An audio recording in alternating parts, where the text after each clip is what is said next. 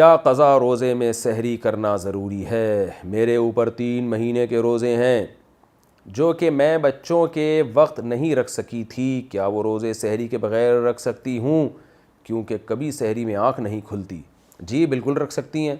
رات ہی کو نیت کر لیں کہ کل میرا قضا روزہ ہوگا تو بے شک سحری میں آنکھ نہ کھلے تو بھی روزہ ادا ہو جائے گا، لیکن قضا روزے کی نیت دن میں نہیں ہو سکتی۔ نفلی روزے کی نیت اور رمضان کے اندر جو روزے رکھے جاتے ہیں ان کی نیت تو زوال سے پہلے بھی ہو سکتی ہے۔ اگر سحری میں نہیں آنکھ کھلی تو آپ صبح 10 بجے نیت کر لیں، 11 بجے نیت کر لیں، لیکن جو قضا روزہ ہے پھر اس کی نیت رات ہی کو کرنی پڑے گی۔ اگر آپ کی سحری میں آنکھ نہیں کھلتی تو سونے سے پہلے نیت کر لیں کہ کل میرا روزہ ہے، پھر روزہ ہو جائے گا۔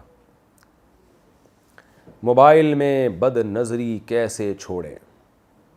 اگر کوئی موبائل استعمال کرنے سے ہر کچھ دن بعد آنکھوں کے زنا میں مبتلا ہو جاتا ہو، کیا اس کے لیے موبائل کا استعمال کرنا جائز ہوگا؟ یونس صاحب برما سے۔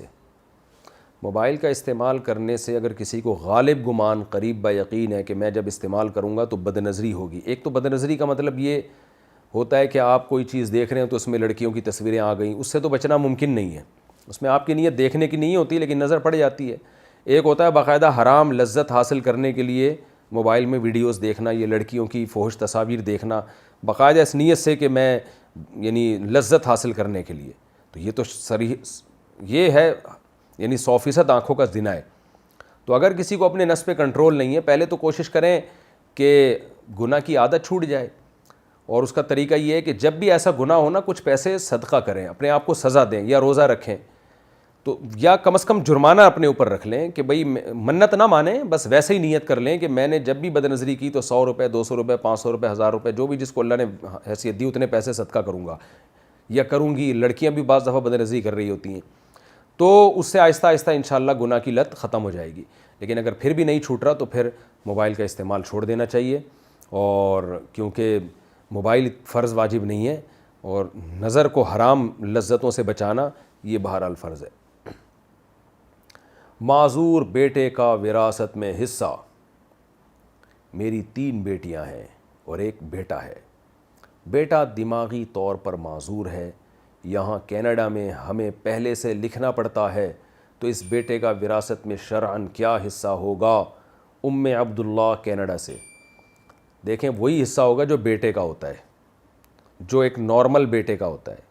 بچہ اپاہج ہو، لنگڑا لولا کا اندھا بہرا ہو اور ابھی ماں کے پیٹ میں ہو، پیدا بھی نہیں ہوا، تو جب بھی وہ پیدا ہوگا اس کا وراثت میں بہرحال اتنا ہی حصہ ہوگا جتنا ایک جوان لڑکے کا ہوتا ہے حصہ۔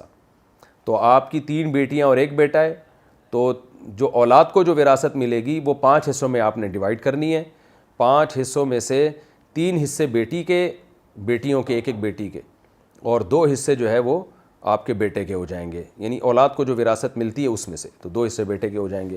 تو آپ کینیڈا میں پہلے سے لکھ دیں کہ بھئی میرے مرنے کے بعد میری وراثت میں سے اتنے % اس بیٹے کو دیے جائیں، اور پھر اس بیٹے کا کیونکہ وہ بیچارہ دماغی طور پہ معذور ہے تو کسی کو متولی بھی بنا دیں، وصی بنا دیں کہ بھئی اس کی دولت فلاں کے کنٹرول میں ہوگی جو اس پر خرچ کرے گا، کیونکہ بیٹا دماغی معذور ہے، اس کو ہاتھ میں پیسے آئیں گے وہ تو اڑا دے گا یا لوگ اس سے کھا جائیں گے۔ تو کوئی بھی خاندان میں ایسا شخص ہو جس کے بارے میں 100% آپ کو اطمینان ہو، یقین ہو کہ بھئی یہ کھائے گا نہیں اس کے پیسے، تو اس کو آپ متولی بھی بنا دیں کہ بھئی یہ پیسے اس کو دیے جائیں اور وہ اس پر اس کی ضرورت کے حساب سے خرچ کرے، یا اس کے لیے کوئی پراپرٹی خرید لے یا کوئی یعنی ایسی پراپرٹی جس کا رینٹ آتا رہے، یعنی وہ پیسے ضائع نہ ہو۔ تو یہ آپ پر لازم ہے، اگر آپ ایسا نہیں کریں گی تو گنہگار ہوں گی۔